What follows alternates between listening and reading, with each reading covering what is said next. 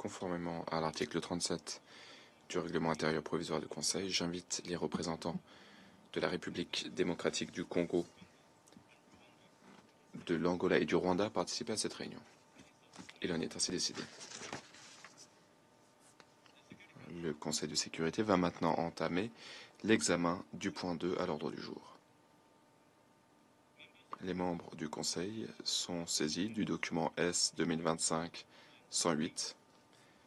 Il s'agit du texte d'un projet de résolution soumis par la France.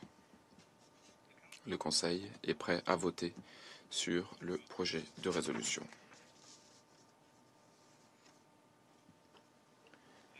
Passons maintenant à la mise aux voix de ce projet de résolution. Merci de bien vouloir vous manifester si vous êtes pour ce projet de résolution contenu dans le document S 2025-108. Merci de lever la main.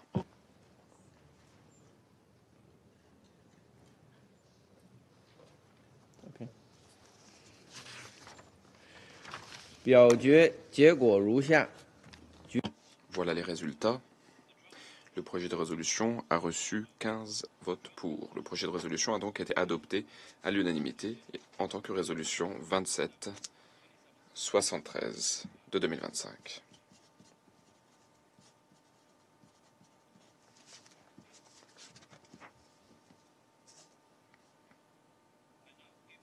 Je donne maintenant la parole aux membres du Conseil qui souhaitent se prononcer après le vote. Et je donne la parole à la France. Monsieur le Président, la France remercie les membres de ce Conseil pour leur engagement dans la négociation de cette résolution ces 2 dernières semaines. Celle-ci porte un message clair. Il n'y a pas d'issue militaire au conflit dans l'Est de la République démocratique du Congo. L'offensive du M23, soutenue par le Rwanda, doit cesser. La priorité va à la conclusion d'un accord de cessez-le-feu effectif, inconditionnel et immédiat. Un retour au dialogue est urgent, avec l'appui des médiations régionales. La souveraineté et l'intégrité territoriale de la République démocratique du Congo doivent être respectées. Les forces rwandaises doivent se retirer sans délai du territoire congolais, comme l'ont déjà déclaré le secrétaire général des Nations Unies et les membres de ce Conseil. La MONUSCO doit pouvoir mettre en œuvre son mandat pour le bien des populations civiles, sans être entravée dans ses actions ou sa liberté de mouvement. Cette résolution rappelle enfin le rôle clé des processus de Luanda et Nairobi en vue de trouver une solution politique durable qui passe par le retrait complet des forces rwandaises et le démantèlement des FDLR. Monsieur le Président, avec près d'1 million de déplacés et des milliers de morts et de terribles exactions, les populations civiles paient un lourd tribut du fait de l'escalade de ce conflit qui n'a que trop duré. Le M23 poursuit ses avancées dans le sud Kivu au risque de déclencher une guerre régionale. Il est grand temps que le Conseil s'exprime avec clarté pour favoriser une cessation des hostilités et les conditions nécessaires à une désescalade, en complémentarité avec les initiatives régionales que la France soutient. Plusieurs pays de la région se sont exprimés mercredi pour se joindre à cet appel. Pour terminer, je me félicite que le Conseil de sécurité se soit montré à la hauteur de cette responsabilité. Il est regrettable de cette responsabilité. Je vous remercie. Je remercie la France. Je donne la parole à l'Algérie.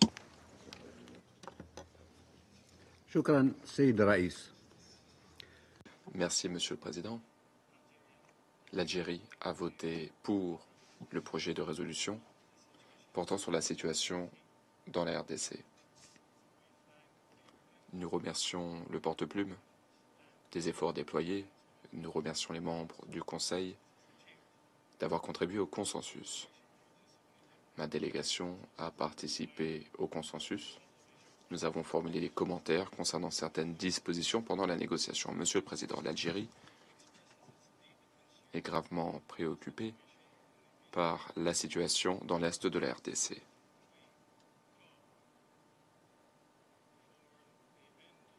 Nous appelons de nos vœux la fin des hostilités, ainsi que la désescalade dans les provinces du Nord Kivu et du Sud Kivu, il faut restaurer la stabilité, notamment à Goma et à Bukavu.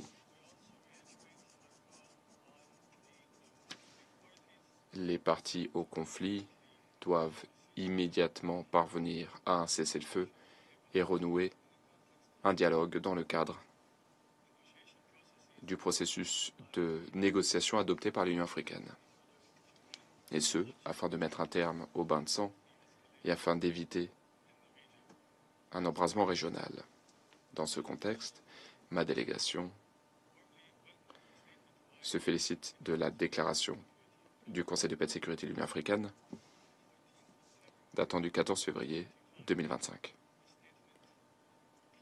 Cette déclaration du Conseil stipule qu'il y a uniquement une issue politique à ce conflit en RDC et dans la région des Grands Lacs,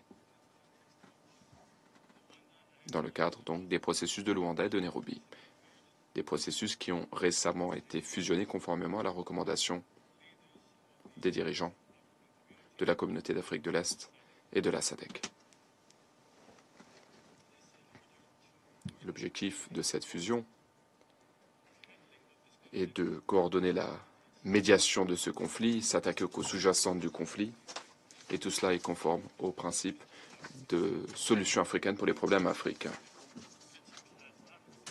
En tant qu'Africains, nous nous engageons en faveur de ce principe. Le continent africain nous est cher. Monsieur le Président, ma délégation partage les préoccupations de l'ONU et de la communauté internationale concernant la situation humanitaire qui se détériore dans l'est de la RDC. Le bilan humain continue de se creuser. 3000 décès à ce jour depuis le mois dernier, ainsi qu'un nombre sans précédent de personnes déplacées à l'intérieur du pays. 1,5 million de personnes déplacées. Il y a également la propagation des maladies, la décomposition des corps, l'absence de services de soins de santé. Dans ce contexte, nous exhortons les parties à faciliter l'accès à l'aide humanitaire pour les populations touchées. Il est nécessaire d'ouvrir des couloirs humanitaires, de réouvrir les aéroports pour faciliter l'accès à l'aide humanitaire et pour atténuer l'impact de la crise sur les populations de la région. Monsieur le Président, l'Algérie exhorte toutes les parties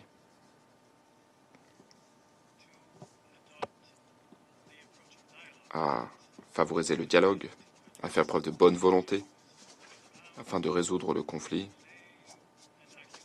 sans accusation, sans pointer du doigt, sans confrontation, sans jeu à somme nulle, et ce afin que les parties parviennent à une solution juste et équitable,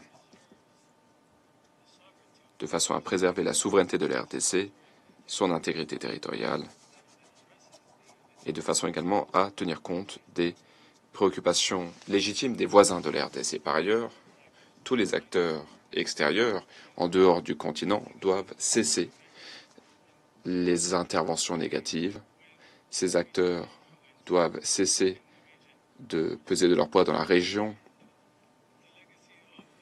Cette influence est parfois un relent de colonialisme, et il faut au contraire soutenir les efforts de médiation de l'UA et des autres organisations qui participent au processus de médiation. En guise de conclusion, l'Algérie est prête à s'engager en faveur des efforts qui visent à une désescalade dans la région des Grands Lacs. Nous sommes prêts à contribuer à tout effort permettant de restaurer la confiance entre les parties afin de bâtir un avenir meilleur pour tous les peuples de la région.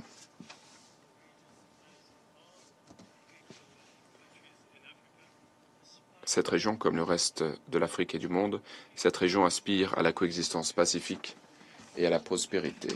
Elle souhaite pouvoir bénéficier de ces ressources naturelles qui constituent une bénédiction pour ces populations. Ces populations aspirent également à la coopération, à faire face, à lutter contre toutes les tentatives de pillage de la part de quelque acteur que ce soit. Merci. Je vous remercie. Je donne la parole à la Sierra